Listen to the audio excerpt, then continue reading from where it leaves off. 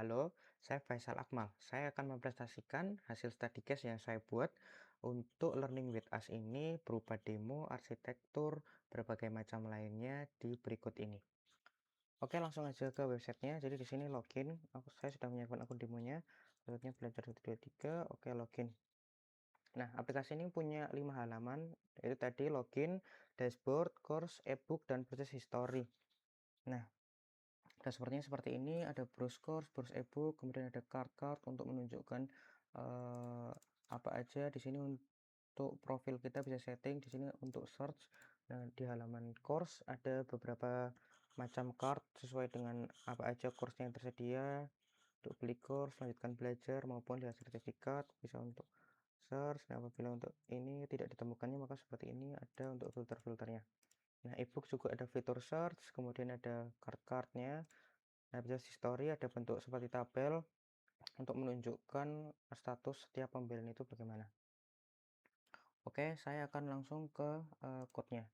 Nah, di sini saya ketika ini saya menggunakan Next Setup Router sebagai framework utama. Jadi Tailwind CSS itu untuk styling, TypeScript itu untuk type safety, dan CGN itu sebagai komponen UI dasarnya. Nah, struktur project yang saya buat ini modular agar lebih mudah dikembangkan dan di-maintain. Nah, di dalam folder app, saya menggunakan root group bernama dashboard ini, yang ada dalam kurungnya ini. Root group ini memungkinkan seluruh halaman dashboard itu menggunakan layout yang sama. Jadi seperti sidebar, header, dan breadcrumbs tanpa perlu menuliskannya berulang kali di setiap halaman di file layout.tsx ini.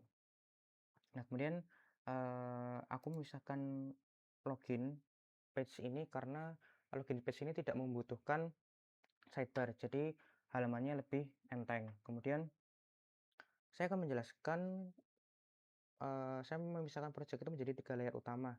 Pertama itu komponen /UI. Komponen /UI ini yang berisi reusable komponen seperti button, card, badge, table, dan input.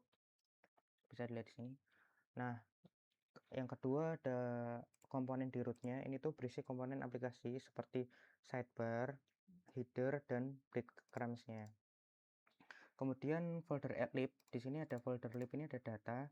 Jadi jika dilihat di sini ada course, ebook, type-nya ada purchase. Di sini itu yang berisi data, type, definition, dan utility function. Oke, saya akan langsung ke ini ya, parse history page-nya. Jadi sebagai contoh pada home page ini saya menggunakan komponen page, button, card, input ini yang ada di komponen UI yang sudah saya jelasin tadi.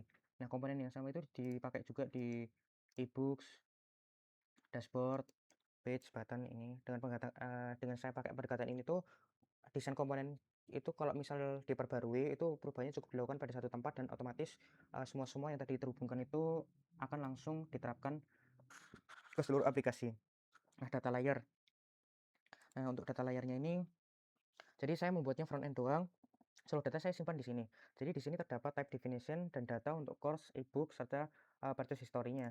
Nah, di sini itu ada berupa data-data dummy-nya ya. Jadi semisal nanti dihubungin ke backend, nanti tinggal mengganti sumber datanya itu menjadi API. Jadi tanpa ngubah struktur komponen atau halaman. Oke. Setelah itu saya akan ke login page.tsx ini. Untuk autentikasi itu saya buatnya simulasi login menggunakan akun demo. Jadi ketika login berhasil, session akan disimpan di local storage. Nih, di local storage. Kemudian pada layout dashboardnya itu terdapat pengecekan sessionnya. Jadi semisal jika user belum login itu maka otomatis diarahin kembali ke halaman login. Nah, kemudian mekanisme ini tuh dapat diganti menggunakan JWT atau session dari backend. Oke, saya akan langsung lanjut ke sistem desainnya.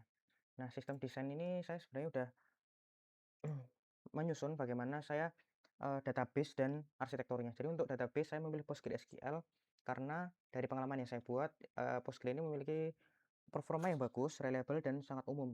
Biasanya digunain pada web-web modern.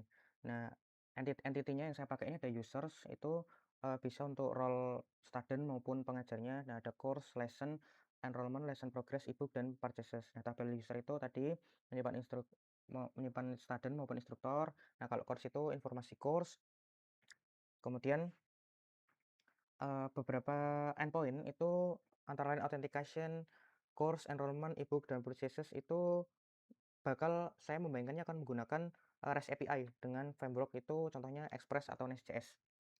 Jadi autentikasinya seperti ini. Jadi kalau arsitekturnya saya buat itu seperti ini. Jadi semisal untuk proses pembayaran itu saya menggunakan Mitrans, yang umum biasanya dipakai orang-orang dan saya pernah membuat. Alurnya adalah, backend itu ngebuatin transaksi pembayaran pengguna, lalu pengguna itu melakukan pembayaran melalui, metode yang udah ada. Nah, kemudian Mitrans itu mengirim webhook ke backend ketika pembayaran berhasil. Nah, setelah webhook itu diterima, status transaksi itu diperbarui dan, enrollment yang tadi itu dapat dibuat secara otomatis. Nah, di sisi FE-nya, struktur aplikasi yang ada saat ini tuh udah disiapin agar, siap terhubung dengan backend. Data dummy yang digunakan itu, nantinya cukup diganti dengan pemanggilan API. Nah, untuk penyimpanan file seperti video pembelajaran itu menggunakan object storage di sini. Jadi tidak membebani database server yang, kita deploy.